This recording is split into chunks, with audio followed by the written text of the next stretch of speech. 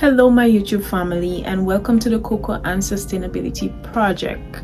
My name is Dianna Calliste, for those who had no idea. I am a registered nurse and a farmer by profession. So what is this Cocoa and Sustainability Project all about? In simple terms, we are basically trying to create a lifestyle using what we have available or doing the minimum to just create a living.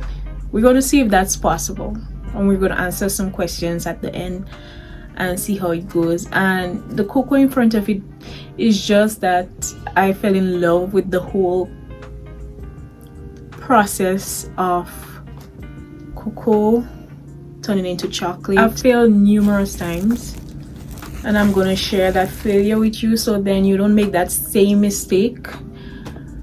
But if you have a cocoa tree at your home, I know where I'm from, we have a lot of cocos that just stay and spoil. Even as a child, I never used to really study cocoa. It just never piqued my interest. I used to suck it though. I used to suck the pulp. And my parents always used to say it gives you short breath. And you know, recently my niece was sucking it and I was like, do not suck too much cocoa. It's going to give you a short breath. And she was like, Auntie, what is short breath? And I was going to attempt to answer it, but I was like, wait, in what context do they mean short breath? So I asked my parents, what do you mean by short breath? And not surprisingly, they had no idea. It was just something that was just handed down. So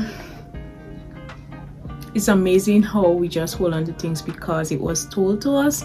But anyways, if anybody know in what context we are talking about when we say shortbread, please let me know.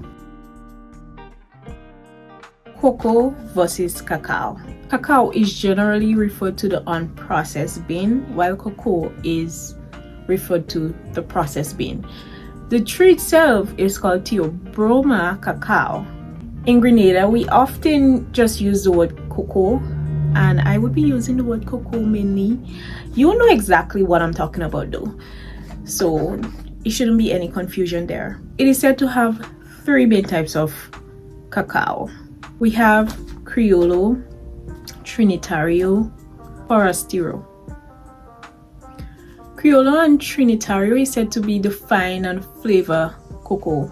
This is the cocoa the chocolate factories brag about having due to its fine and flavor reputation. The beautiful Theobroma cacao tree is said to be first cultivated in Mesoamerica. So you have the Mayans and the Aztecs. What they used to do is make a spicy drink. Some people say they used to put cornmeal in it and chili pepper, but it was bitter and it was foamy. Aztecs also used it as currency. Cocoa was regarded as the food of the gods. It became a delicacy, so we couldn't just head to the corner store and say, okay, we're going to purchase chocolate. Nope. It was a delicacy back in the days. The Industrial Revolution led to a drop in the price of cocoa and sugar, so more people can have access to chocolate. Some individuals that were noted: in 1828, Van Houten created the cocoa press. Some people say it was his father. What this press does is separate the cocoa butter from the powder. In 1875, Daniel Peter is credited to be the creator of milk chocolate because he added milk to the mixture. And there is this not so great part in history. When demands increased for cocoa, the production shipped to West Africa. You have child laborers and you have a violation of the human rights because they had to supply those huge companies from Europe and North America.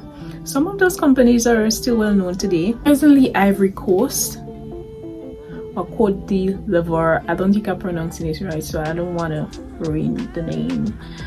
But they supply the most cocoa, and then followed by Ghana. You would think these farmers are well compensated, but it's quite the opposite. Most of them are still in poverty. It wasn't until recently where you have fair trade stepping in and you have some advocacy for them going on that they are basically paid more They still have a long way to go, but you would be happy to know that Ghana is presently producing their own chocolate and their own chocolate drink. I watched a well-documented video from Business Insider, and they dived in with Ghana and their production, and I think it's worth the watch. So please take 12 minutes of your time to watch the video. I'll link it down below in the description box.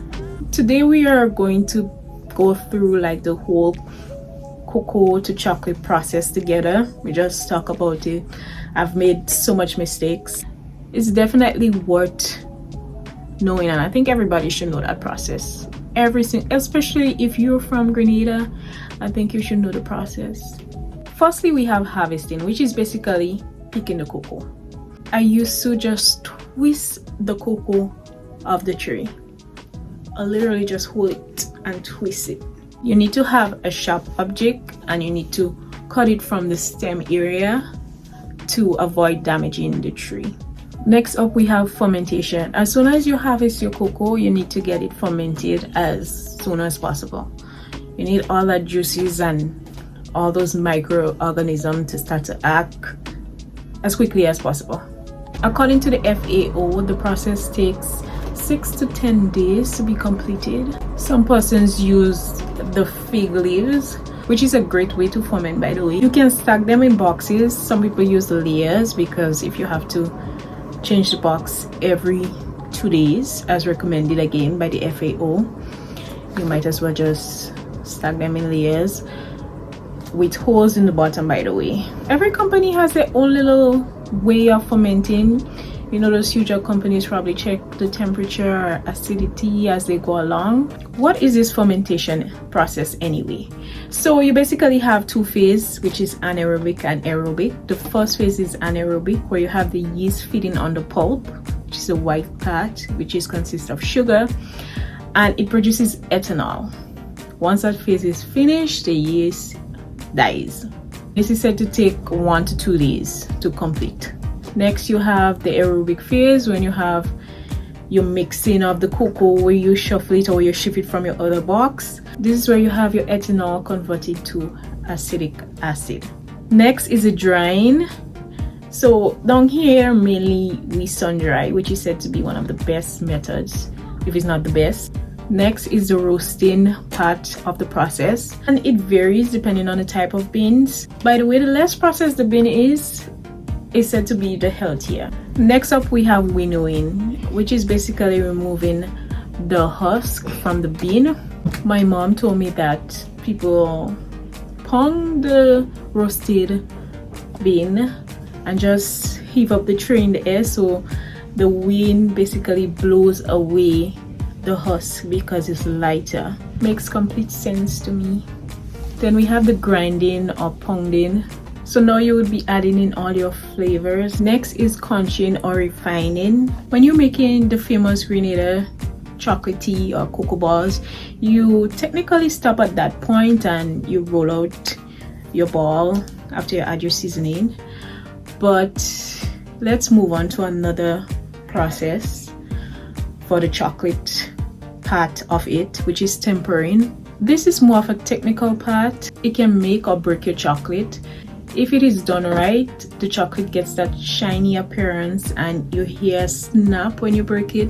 If it isn't done right, you will notice that kind of white appearance on the chocolate, which is called bloom. It is just the cocoa butter. Cocoa has fat, which is referred to as cocoa butter. There are 6 crystals which make up cocoa butter, and we need crystal 5. And if you want more details about that, BBC Good Food, which I'll link in the description box below, have all that details and the temperature depending on the type of chocolate you're making.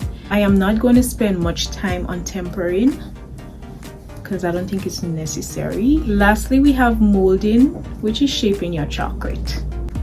And that's it. I would link some information below which goes into details of the chocolate making. Okay, so thank you for watching, and please stay tuned for the next episode because I'm really enjoying this. I hope you did too. But here's a did you know part. .